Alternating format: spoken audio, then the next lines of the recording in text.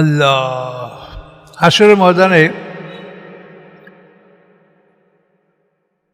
তাহাজ্জুদ নামাজ যারা পড়বে তারা একটা জায়গায় তারা একত্রিত হবে। তাফসীরে বলা আছে যে কোনো একজন ফেরেশতা এই আয়াতটা হাসরের ময়দানে তেলাওয়াত করবে, তখন এই আয়াতের অন্তর্ভুক্ত যারা তারা এক জায়গায় সমবেত হবে। আর এক জায়গায় সমবেত হওয়ার কথা তো অন্য আয়াতেও আছে, ওয়াইজা নুফুসু জুব্বেজাত ইয়াউমা ইয়াসতুরুন নাসু আশতাতাল লিউরাও আমালহুম। মানুষ বিভিন্ন দলে বিভক্ত হবে তাদের আমল দেখার জন্য, তাহলে একই আমল যারা পাবে তাদেরকে একই জায়গায় একত্রিত করবেন, সম্ভাবনা আছে। তো এখন এই অবস্থাটা যাদের, তাদের ব্যাপারে আল্লাহ বলেন ফালা তা'লামু নাফসুন, জানে না কোনো মানুষ, মা উখফিয়া লাহুম, কি লুকিয়ে রাখা হয়েছে তাদের জন্য। তাহলে এখন আল্লাহর নিজের কথা, জানে না কোনো মানুষ, মা উখফিয়া লাহুম, কি লুকিয়ে রাখা হয়েছে তাদের জন্য, মিন কুররাতি আয়ুনিন, তাদের চোখের সন্তুষ্টির জন্য। এই চোখের জন্যই তো এই এত অট্টালিকা সুন্দর জিনিসপত্র তৈরি করে, তো আর কিছু না, শুধু চোখ। এই চোখ দুইটাই দেখবে, এই জন্য পৃথিবীতে এত হাজার হাজার কোটি টাকা ব্যয় করে সৌন্দর্য। তাহলে এইটা আল্লাহ বলেন জানে না কোনো মানুষ কি লুকিয়ে রাখা হয়েছে তাদের জন্য, মিন কুররাতি আয়ুনিন, চোখের সন্তুষ্টির জন্য। কুররা আয়ুন মানে চক্ষু, কুররা মানে সন্তুষ্ট, চোখের সন্তুষ্টির জন্য। আর জাযাম বিমা কানু ইয়ামালুন, এটা পুরস্কার উহার কানু ইয়ামালুন, যা দুনিয়াতে তারা করতেছিল। তাহলে এই আমলের পরে আল্লাহ তাআলা অত্যন্ত খুশি এবং অত্যন্ত বড় পুরস্কার ঘোষণা করেছেন তাহাজ্জুদ যারা পড়তে পারবে।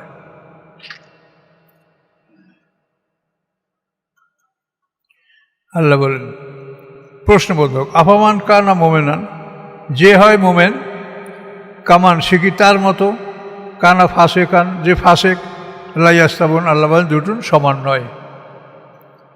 আফামান কানা মোমেনান, যে হয় মোমেন বিশ্বাসী, কামান কানা ফাসেকান, সে কি ফাসেকের মতো। ফাসেক হলো সে অবিশ্বাসী, সীমা লঙ্ঘনকারী। আল্লাহ বলেন লা ইয়াস্তাবুন, কখনোই সমান হবে না। আম্মাল্লাযিনা আমানু, অতবার যারা ঈমান এনেছে, ও আমিলুস সলিহাত, এবং সৎকর্ম সম্পাদন করেছে, ফালাহুম জান্নাতুল মাওয়া, তাদের জন্য জান্নাতুল মাওয়া, মাওয়া মানে আশ্রয়স্থল, আশ্রয়স্থলের জান্নাত, অথবা জান্নাতুল মাওয়া একটা বেহেশতের নাম। নুজুলাম বিমা কানু ইয়ামালুন, নুজুলাম মানে এটা হসপিটালিটি, মেহমানদারি। কিসের জন্য? যা তারা করতেছিল দুনিয়াতে। দুনিয়ায় তাদের কর্মের জন্য এই জান্নাতুল মাওয়ায় তাদের মেহমানদারি করা হবে, সেখানে তারা মেহমান হবে। আর ওই যে ফাসেক, ওটার কথা আবার বলছে ওয়াম্মাল্লাযিনা ফাসাকু, এবং যারা সীমা লঙ্ঘন করেছে, অবাধ্য হয়েছে, ফামাওয়াহুমুন নার, তাদের ঠিকানা আগুন। কুল্লামা আরাদু আন ইয়াখরুজু মিনহা, যখনই তারা ইচ্ছা করবে উহা হতে বের হওয়ার জন্য, আগুনের কষ্টে বের হওয়ার জন্য ইরাদা করবে। কুল্লামা আরাদু, যখন ইচ্ছা করবে, আন ইয়াখরুজু মিনহা, যে তারা বের হবে উহার থেকে, উইদু ফিহা, তাদেরকে ওইদিকে ফিরিয়ে দেওয়া হবে। বের হইতে চাইলে গেটের কাছ পর্যন্ত আসবে, ফেরেশতারা তামাশা করবে যে যাও দরজা খুলে দিছি, কিন্তু দরজার কাছাকাছি আসলেই মুহূর্তের মধ্যে দরজা বন্ধ করে দেবে। তখন এই দৃশ্য দেখে মোমেনরা হাসবে। ওই যে কোরআনে বলা আছে যে কাফেররা মোমেনদেরকে দেখে দুনিয়ায় উপহাস করতো, হ্যাঁ এই নাকি ভেস্টি মানুষ, হ্যাঁ এরা সব গরিব গর্বা, আমরা ধনী। তো আল্লাহ বলেন যে সেদিন মোমেনরা এই দৃশ্য থেকে হাসবে। কুল্লামা আরাদু আন ইয়াখরুজু মিনহা, যখন ইচ্ছা করবে যে তারা বের হবে উহা হতে, উইদু ফিহা, তাদেরকে পুনরায় ঢুকিয়ে দেওয়া হবে উহার মধ্যে, ওয়াকিলা লাহুম, এবং বলা হবে তাদেরকে, যুকু আযাব আন-নার, আগুনের শাস্তি ভোগ করো, আল্লাযী কুনতুম বিহা তুকাযযিবুন, যে এই আগুনের শাস্তিকে তোমরা মিথ্যা মনে করতেছিলে। আল্লাহ বলেন অবশ্যই লা নুযিকান্নাহুম, অবশ্যই আমি স্বাদ গ্রহণ করাবো তাদেরকে। লা মানে অবশ্য, নুযিকান্না মানে আমি স্বাদ গ্রহণ হুম, তাদেরকে অবশ্যই আমি স্বাদ গ্রহণ করাবো তাদেরকে, মিনাল আযাবে, শাস্তির, আদনা, আদনা মানে কি নিকটতম, কম, আমি তাদেরকে কম শাস্তির স্বাদ গ্রহণ করব দুনাল আযাবিল আকবারে, বড় শাস্তির তুলনায়। দুনা মানে মোকাবেলায়, তুলনায়। বড় শাস্তির মোকাবেলায় আমি তাদেরকে ছোট শাস্তির স্বাদ গ্রহণ করব, লাআল্লাহুম ইয়ারজিউন, যাতে তারা ফিরে আসতে পারে। এটা কিন্তু পৃথিবীতে, এটা আর মরার পর এগুলো না, পৃথিবীতে যাতে তারা ফিরে আসতে পারে। ছোট শাস্তি দিয়ে দেখে আল্লাহ যদি ফিরে আসে তাও তাদের ভাগ্য ভালো।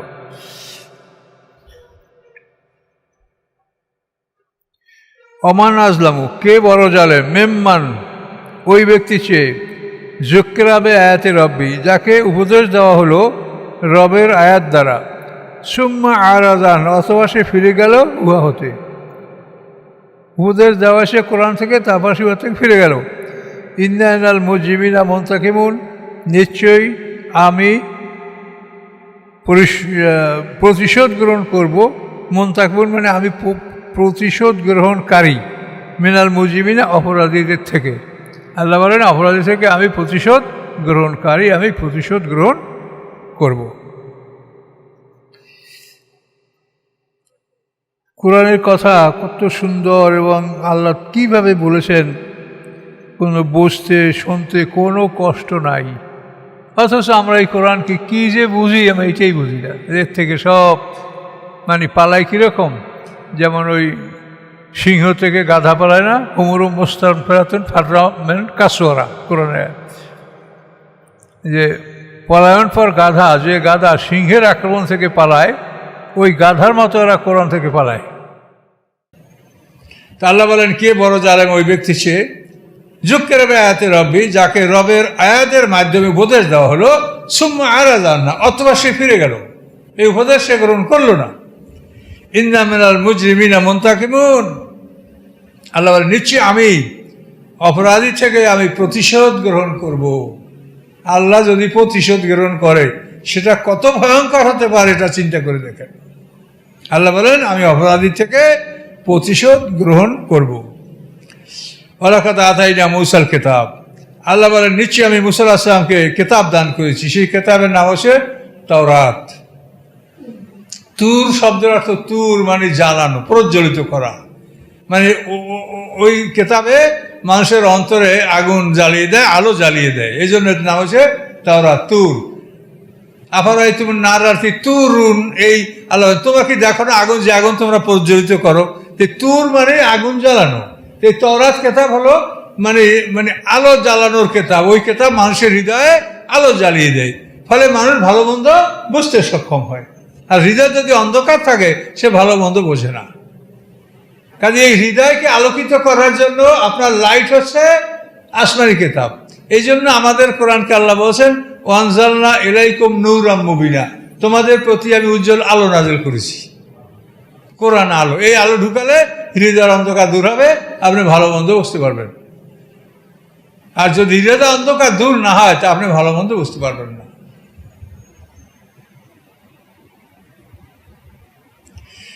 ওয়াজআলনা হুদাল লিবানি ইসরাইল, আচ্ছা ওয়ালাকাদ আতাইনা মূসাল কিতাবা, নিশ্চয়ই আমি মূসা আলাইহিস সালামকে কিতাব দান করছি।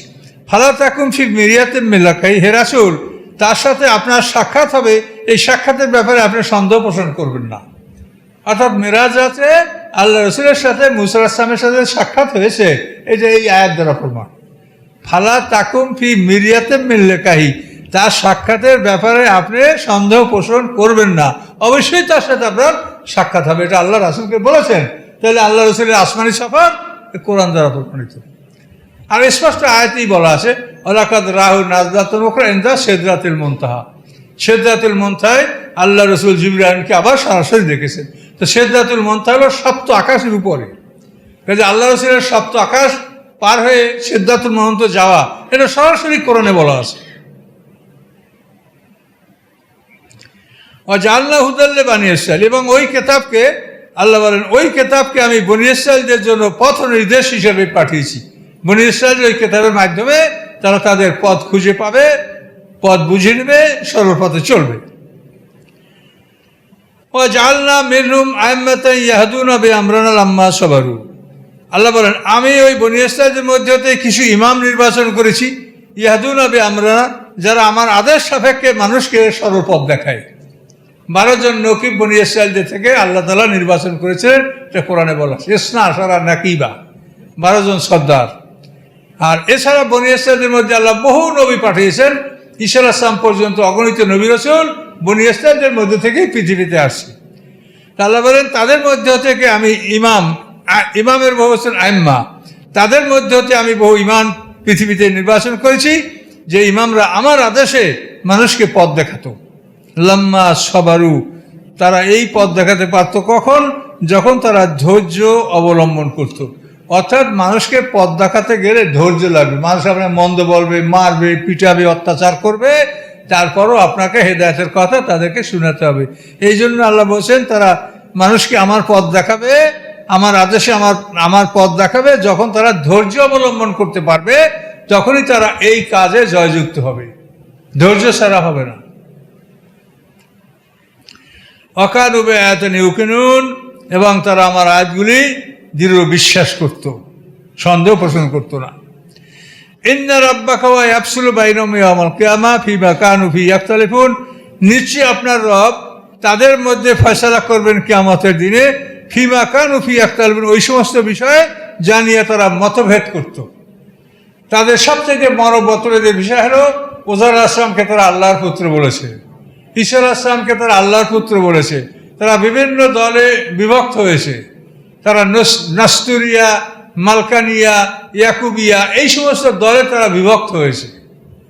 আল্লাহ বলেন এই দলে বিভক্ত হওয়ার ফলাফল তারা হাশরের ময়দানে দেখতে পাবে, আর তারা পাবে, আমরাও পাবো। আমরাও যদি এরকম দলে দলে বিভক্ত হই, তা আমাদেরও এরকম খারাপ পরিণতি আমাদেরও হবে।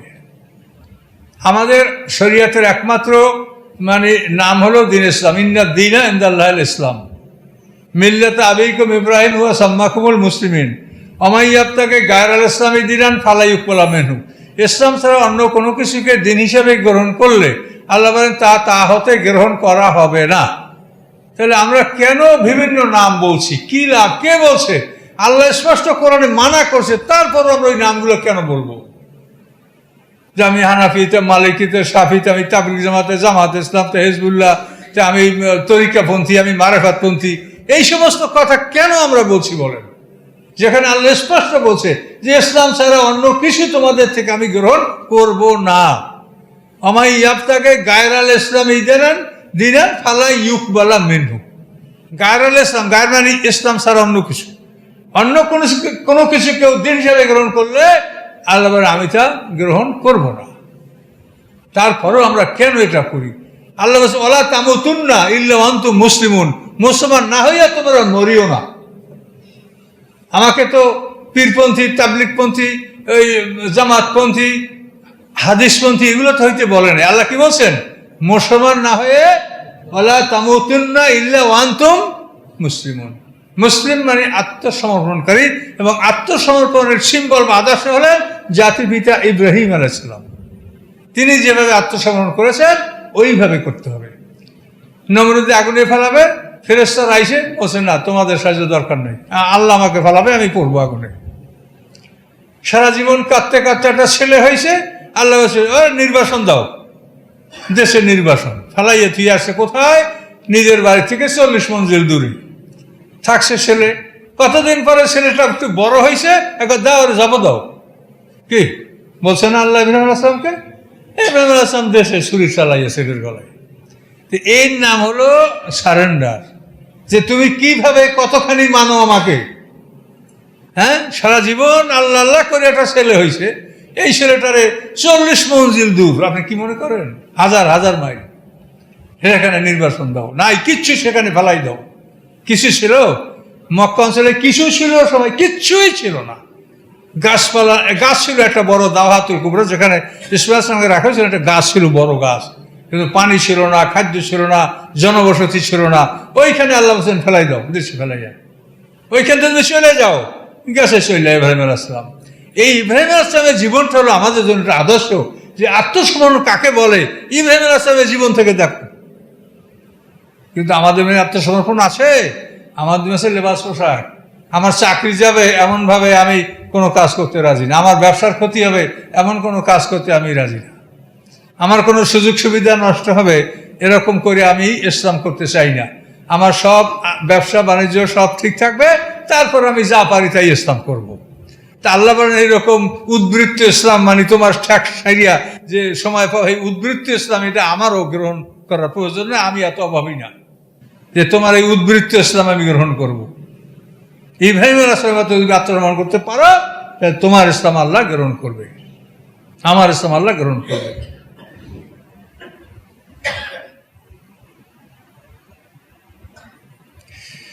আওয়ালাম ইয়াহদিলাহুম কামা আহলাকনা মিন ক্বাবলিহিম মিনাল কুরুন, আল্লাহ বলেন তাদেরকে কি পথ দেখায় না যে কত জাতি তাদের আগে আমি ধ্বংস করেছি।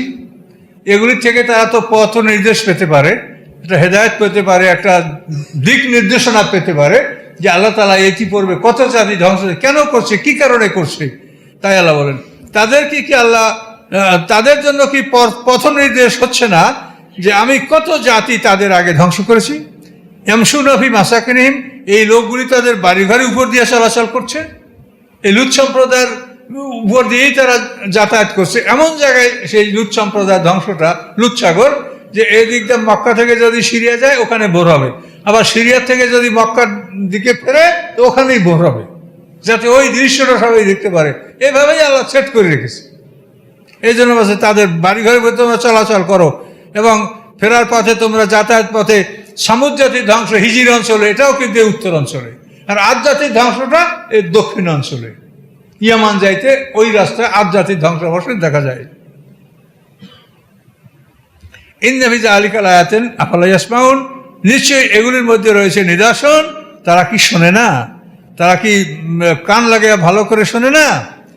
আওয়ালাম ইয়ারাও আন্না নাসুকাল মাল আরদুল জুরুজে, তারা কি দেখে না যে আমি পানিকে শুকনো জমিনে প্রবেশ করাইয়ে দেই।